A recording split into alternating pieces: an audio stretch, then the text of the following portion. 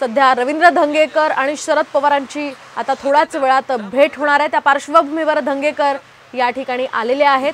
शरद पवार आणि धंगेकर यांच्यामध्ये आता काय चर्चा होते ते पाहणं महत्त्वाचं असणार आहे, कारण आगामी निवडणुकीच्या पार्श्वभूमीवर आता ही भेट महत्त्वाची मानली जाते। एकूणच आपण सगळ्या पार्श्वभूमीवर पाहिलं तर रवींद्र धंगेकर यांना लोकसभेचं तिकीट मिळालेलं आहे आणि त्या पार्श्वभूमीवर त्या आज शरद पवारांची भेट घेणार असल्याचं या ठिकाणी कळतंय। त्यामुळे या भेटीत नेमकी काय चर्चा होते ते पाहणं अतिशय महत्त्वाचं असणार आहे। पुण्याची ही जागा शरद पवारांसाठी अतिशय महत्त्वाची असल्याचं वारंवार त्यांनी स्पष्ट केलेलं आहे। खरं तर पुण्याची लोकसभेची जागा शरद पवार गटाला हवी होती, मात्र त्या ठिकाणी काँग्रेसनं दावा केला होता आणि अखेर रवींद्र धंगेकरांना त्या ठिकाणी उमेदवारी मिळालेली आहे।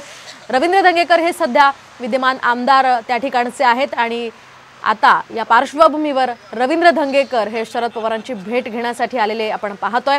त्यामुळे या भेटीमध्ये आता काय चर्चा होते ते पाहणं अतिशय महत्त्वाचं असणार आहे। आगामी निवडणुकीच्या पार्श्वभूमीवर पुण्याकडे विशेषतः अजित पवारांचंही लक्ष आहे।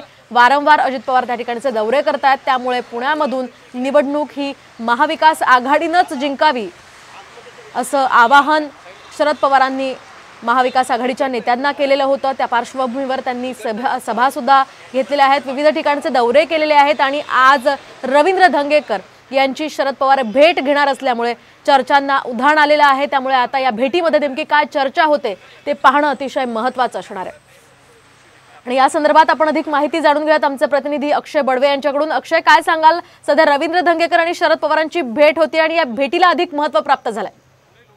नक्कीच आपल्याला सगळ्यांना माहिती आहे की महाविकास आघाडीकडून रवींद्र धंगेकर हे पुणे लोकसभा निवडणूक लढतायत आणि त्याच निमित्ताने आज धंगेकर शरद पवार यांची भेट घेत आहेत। आपण जर बघितलं स्क्रीनवर तर रवींद्र धंगेकर यांच्या सोबत काँग्रेसचे सगळे वरिष्ठ पदाधिकारी आणि काँग्रेसचे कार्यकर्ते देखील उपस्थित आहेत।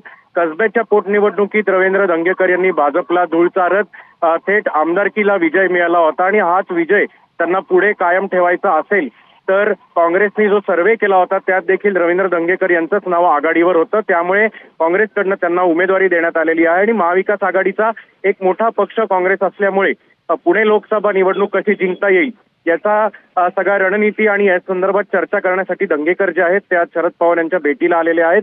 मोदी बागेत ही भेट आहे। बरोबर 10 वाजता सकाळी शरद पवार यांनी धंगेकरांना वेळ दिली आणि सोबतच काँग्रेसचे सगळे कार्यकर्ते, महाविकास आघाडीतले सगळे पदाधिकारी जे आहेत ते देखील धंगेकर यांच्या सोबत उपस्थित राहणार आहेत।